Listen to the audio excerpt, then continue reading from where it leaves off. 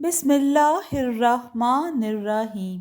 السلام علیکم دوستو، آج میں آپ کے لیے ایک بہت ہی دلچسپ کہانی لے کر آئی ہوں، لیکن کہانی شروع کرنے سے پہلے آپ سب دوستوں سے گزارش ہے، اگر آپ میرے چینل پر نئے ہیں یا ابھی تک آپ نے میرا چینل سبسکرائب نہیں کیا تو اسے سبسکرائب کر لیجئے اور بیل آئیکن کو آل پہ کر لیں تاکہ دلچسپ اور بہترین کہانیوں کا جو یہ سلسلہ ہے بر وقت آپ کو ملتا رہے۔ ایک حاجی جو حجاج کے قافلے کے ساتھ سفر کر رہا تھا، کسی منزل پر پہنچ کر اتنی دیر تک سوتا رہا کہ جب جاگا تو سب حاجی روانہ ہو چکے تھے۔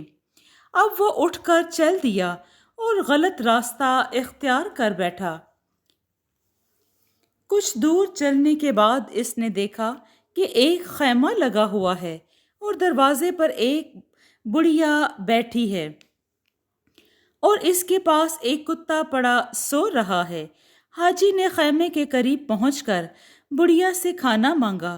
بڑھیا نے کہا، اس وادی میں جا کر جتنی تجھے ضرورت ہے سانپ شکار کر کے لا، میں انہیں تل کر تجھے کھلا دوں گی۔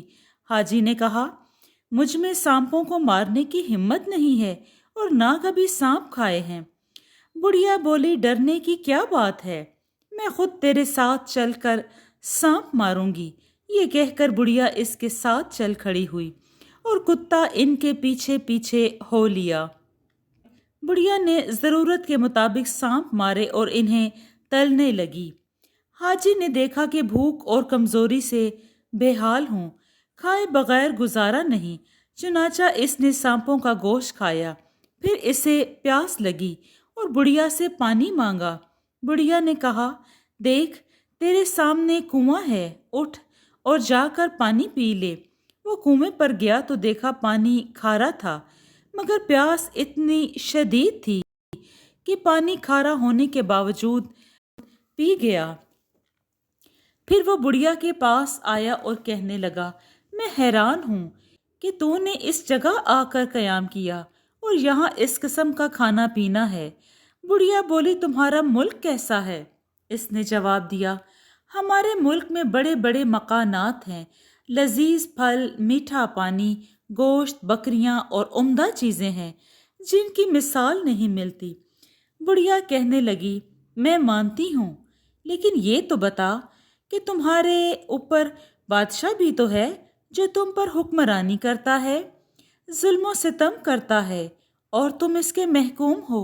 اگر تم میں کوئی جرم کرتا ہے تو وہ تم سے تمہارا مال چھین لیتا ہے اور جب چاہتا ہے تمہیں گھر سے باہر نکال دیتا ہے۔ اس نے کہا، ہاں ایسا تو ضرور ہوتا ہے۔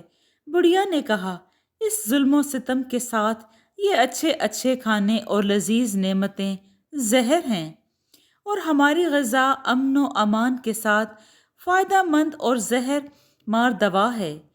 کیا تو نے نہیں سنا کہ سب سے بڑی نعمت تندرستی اور امن ہے، اور یہ اسی وقت ہو سکتا ہے کہ جب بادشاہ جو زمین پر خدا کا نائب ہے انصاف پسند ہو اور اچھی سیاست سے کام لے۔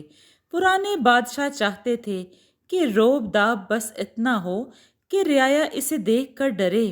آج کل کے بادشاہ چاہتے ہیں کہ ان کی سیاست زبردست ہو اور ان کا خوف مکمل ہو۔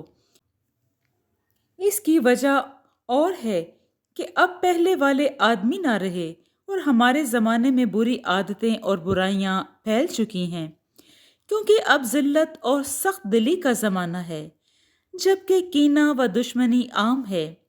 جب بادشاہ جو خدا کا سایہ ہے رعایا کے حق میں کمزور ہو یا اس میں سیاست اور روب و دبدبہ نہ ہو تو ملک کمزور اور تباہ ہو جائے گا۔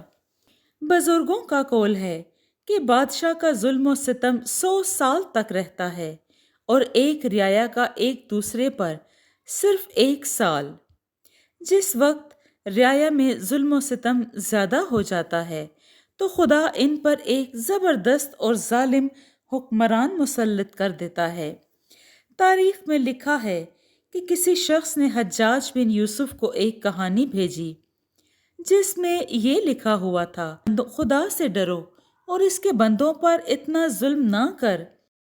ये कहानी पढ़कर वो मिंबर पर आया और उसने कहना शुरू किया, ए लोगो, खुदा ने तुम्हारे अमाल की वजह से मुझे तुम पर मुकर्रर किया है।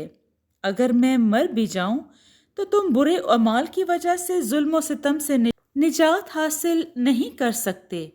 खुदा ने मेरी तरह बहुत से लोग पैदा किए हैं।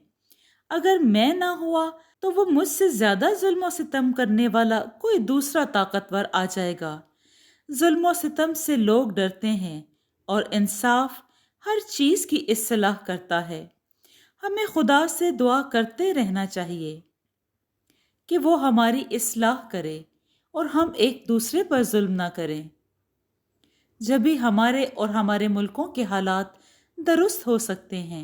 उस हाजी को गुड़िया की बात बहुत पसंद आई। उसने गुड़िया की मेहमान नवाजी का शुक्रिया अदा किया और वापस अपने मुल्क में चल पड़ा। जी दोस्तों, आपको ये कहानी कैसी लगी? अगर आपको ये कहानी पसंद आई है तो इसको लाइक और शेयर कीजिए और कमेंट में अपनी राय का इजहार ज़रूर दें। खुश रहें, अपना और अपनों का बहुत सा ख्याल रखें। शुक्रिया।